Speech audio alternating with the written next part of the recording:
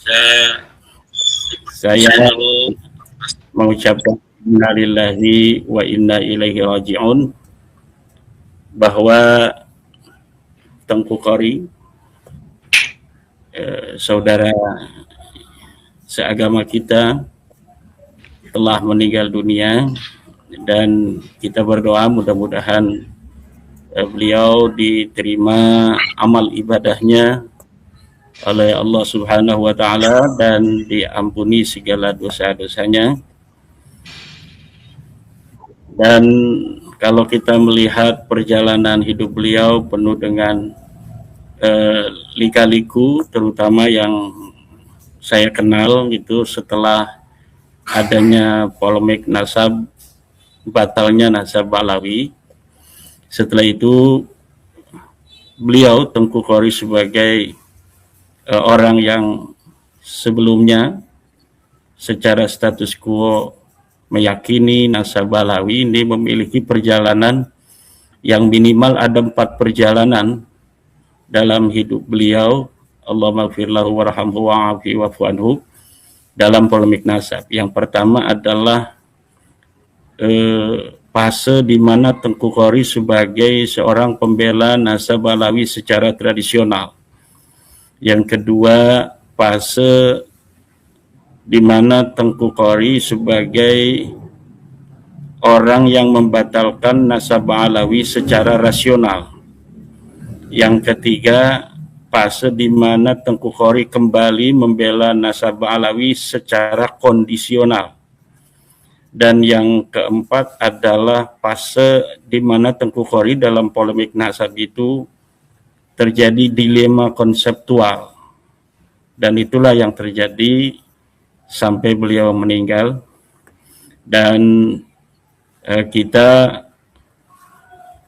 mengikuti perjalanan beliau karena pertama kali saya ketemu dengan beliau sebagai orang yang baik ketika di Masjid Istiqlal. Di situ ada acara Haul Wali Songo yang diprakarsai oleh para duriat Wali Songo, dihadiri oleh Kiai Said Agil Siraj.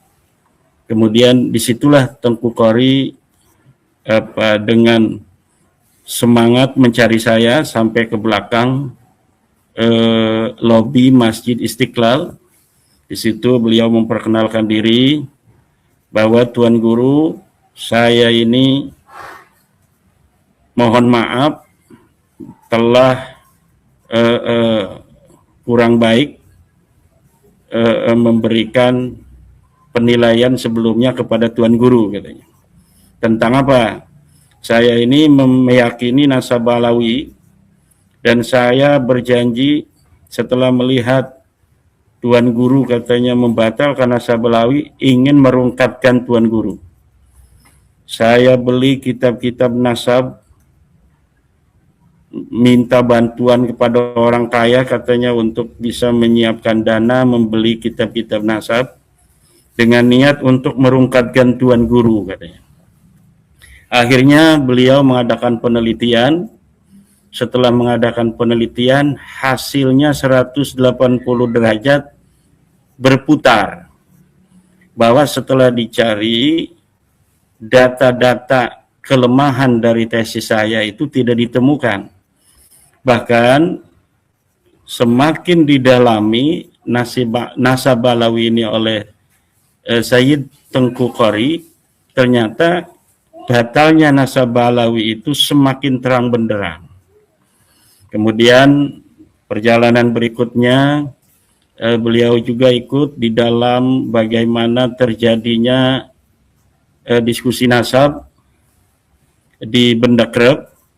Di situ aktif sekali beliau sebagai seorang yang alim, yang mengerti seluk-beluk sebuah penelitian, membantu juga terhadap bagaimana sampai kemudian ditetapkan di Benda Kreb nasab Alawi itu mukhtalafun fih. Waktu itu ditetapkan, dibacakan oleh Kiai Ahmad Hasan dari keluarga Benda Kreb bahwa nasab Alawi mukhtalafun fih,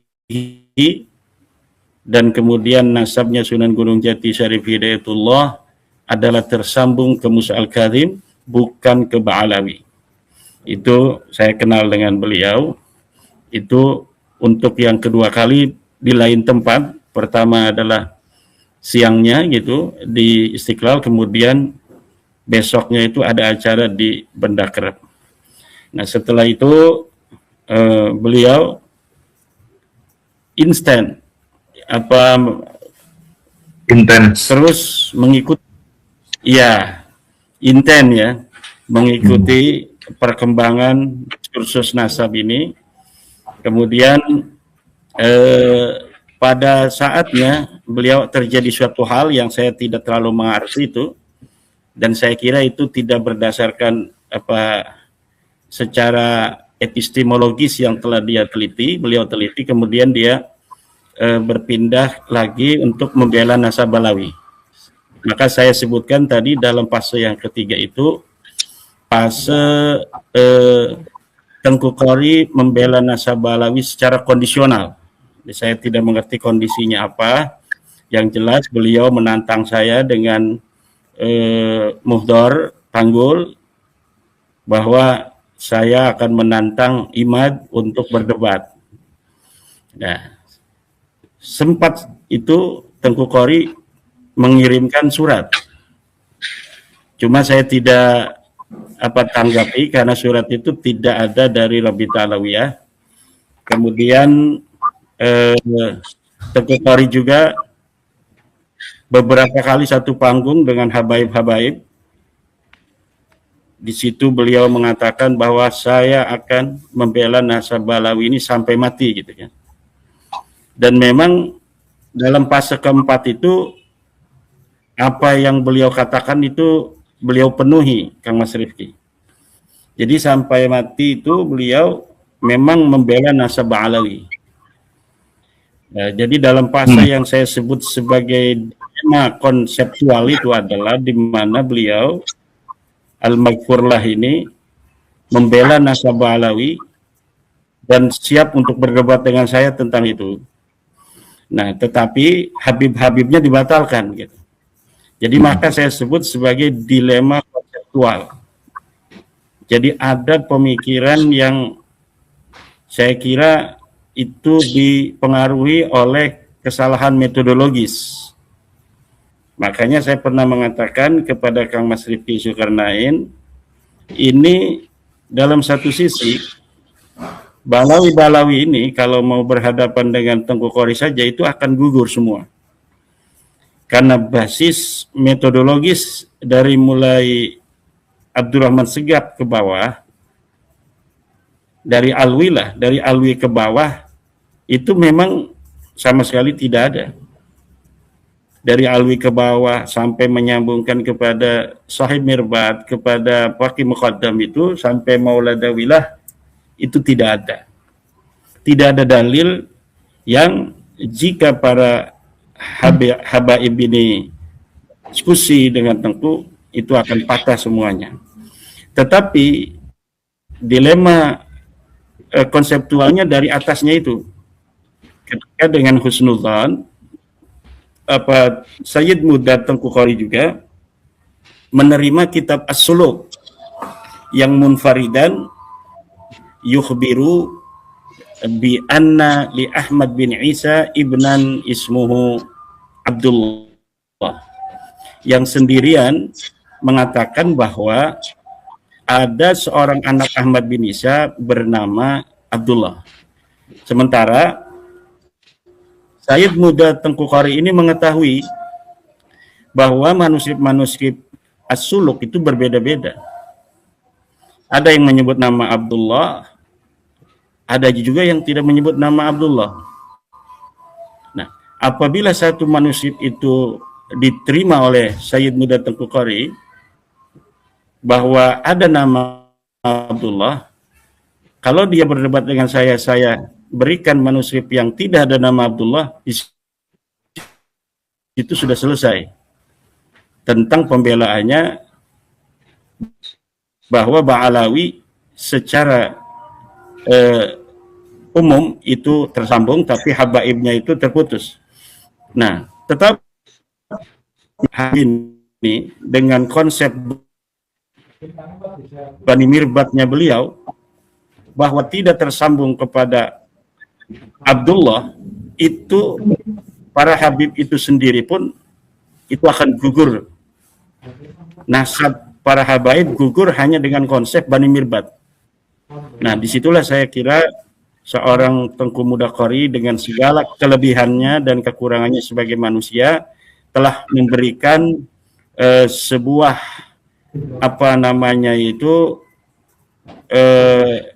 sebuah diskursus kepada halayak yang patut untuk kemudian dijadikan pertimbangan juga bagi siapa saja yang ingin, misalnya saya ingin untuk menjajal bagaimana kekuatan daripada tesisnya Sayyid Muda Tengku Khori tentang konsep Bani Mirbat itu.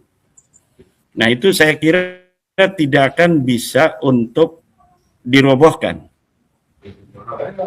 jika menggunakan apa namanya itu tradisi sumber daya, data-data dan dokumen yang dimiliki oleh Balawi. Tetapi ketika ke atas, ketika Sayyid Muda Tengku Khori dan mungkin murid-muridnya juga sudah ada yang mewarisi daripada konsep Bani Mirbat ini, ketika harus berhadapan dengan tesis saya, maka itu akan rungkad juga. Nah, tapi kalau Balawi ini rungkadun fauqa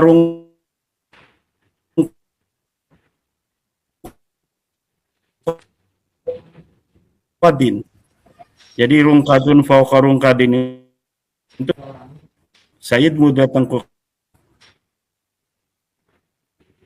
Balawi ini tersambung sebagai Ahmad bin Isa, keturunan Ahmad bin Isa.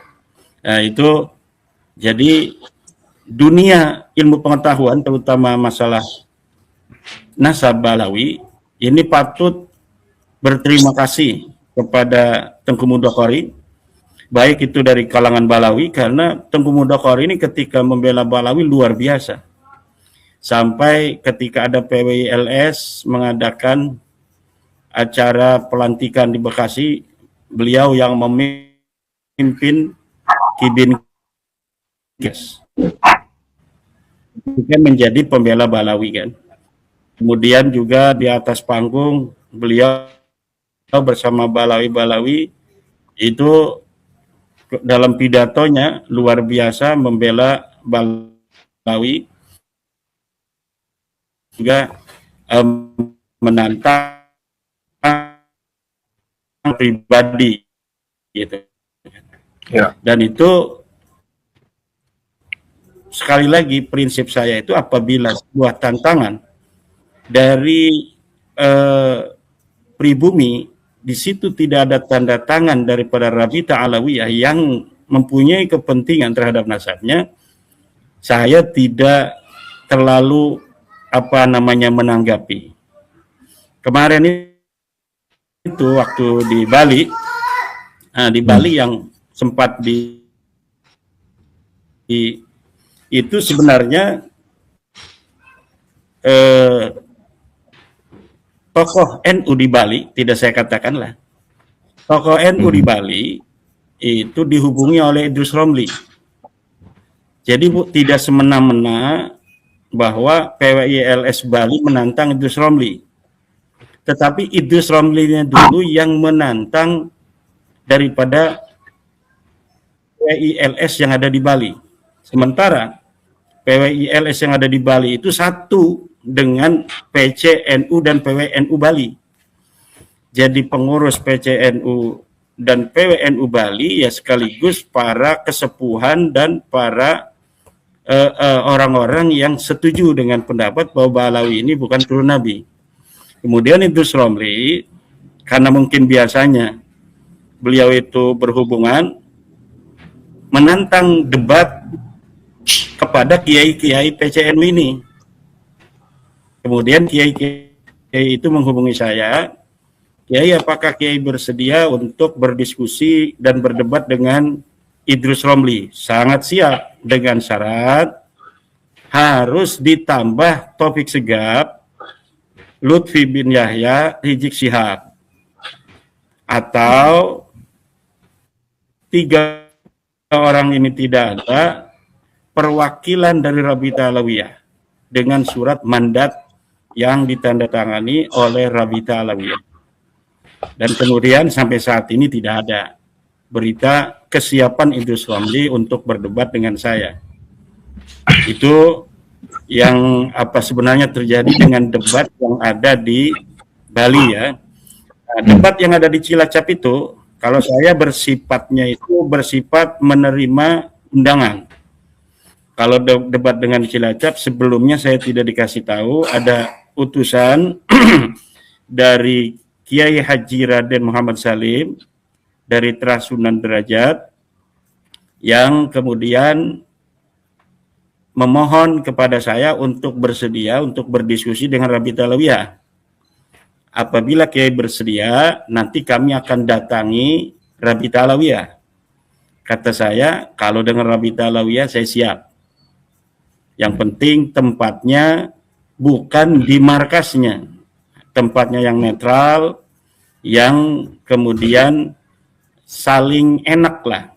Akhirnya oke, datanglah mereka, saya lihat di fotonya ke Rabita Alawiyah. Tetapi setelah itu tidak ada kabar lagi. Baru ada kabar ketika di beberapa channel YouTube ada dari perwakilan yang datang ke saya itu juga mengatakan bahwa Rabita Alawiyah sama sekali tidak mau untuk berdebat dengan Kiai Imad tentang nasab mereka. Ya udah, karena memang apa yang telah dijawab oleh mereka menurut mereka telah cukup, karena mereka seperti apa yang telah dibacakan oleh saya dalam podcast yang lalu bersama Kang Mas Rifi Zulnain, bahwa Rabita Alawiyah itu telah membuat surat jawaban resmi ditandatangani oleh Maktab Daimi bahwa nasab mereka itu sahih berdasarkan kitab Abnaul Imam fi Misra wa Syam yang telah terbukti sebagai kitabun manhulun muzayyafun, kitab palsu yang telah terbongkar kepalsuannya, dibuat bukan oleh ulama yang ada di abad kelima, tetapi dibuat oleh Yusuf Jamal yang baru 2 tahun kemarin meninggal dunia. Demikian, Kang Mas Rifki. Ya, baik. Ini ada respon dari teman-teman, audio gangguan. Ya, kemungkinan besar dari jaringan Keimat, karena saya cek di jaringan saya itu lancar. Nanti mengenai apa yang terputus itu kemungkinan besar dapat dipahami sesuai dengan konteksnya nanti ya, atau nanti diklarifikasi lagi boleh. Kemudian saya hanya memperjelas saja. Kemungkinan besar ini kurang pulsa, nanti saya akan beli pulsa. Okay. Kemudian saya hanya memperjelas saja bagi audiens terutama yang mengikuti. Ya, bentar ya.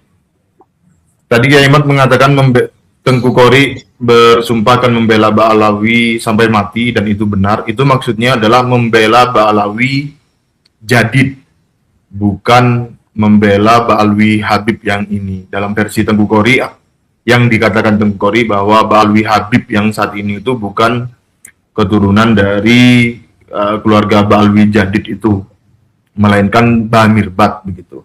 Ini hanya untuk memperjelas saja. Ada 2 pertanyaan saya yaitu tentang Tengku Qori itu. Saya melihat di beberapa penjelasan beliau yang saya tangkap, nanti mohon diperjelas saya salah atau benar ya. Katanya ketika perpindahan pembelaan Tengku Qori dari tesis Kiai Imad kemudian membela kubu Ba'alawi itu, kata sepenangkapan saya itu katanya sudah berkoordinasi dengan Kiai Imad mengenai hal tersebut. Apakah hal itu benar? Nggak ada. Tidak ada ya? Karena memang dia pindah itu, dia menyalahkan saya itu waktu itu.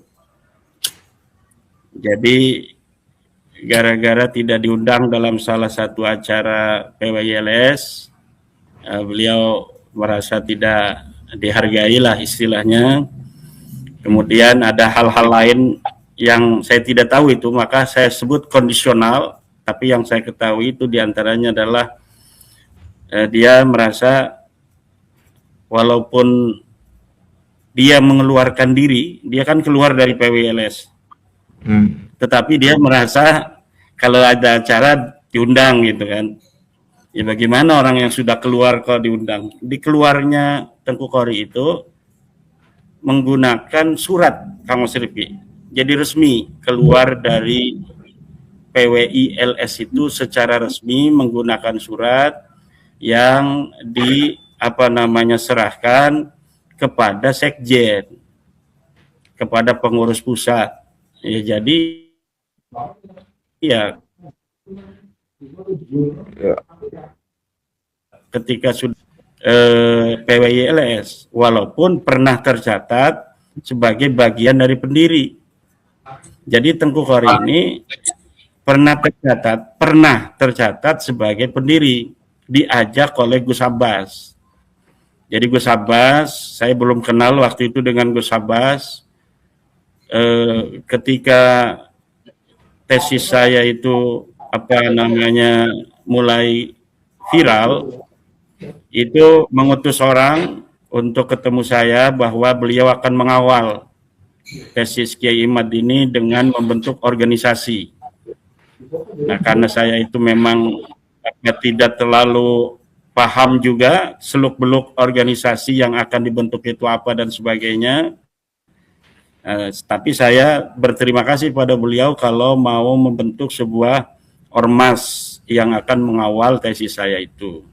Akhirnya mungkin karena Tengku Qori itu sudah nampak berada di barisan saya, Gus Abbas menghubungi Tengku Qori juga diantaranya.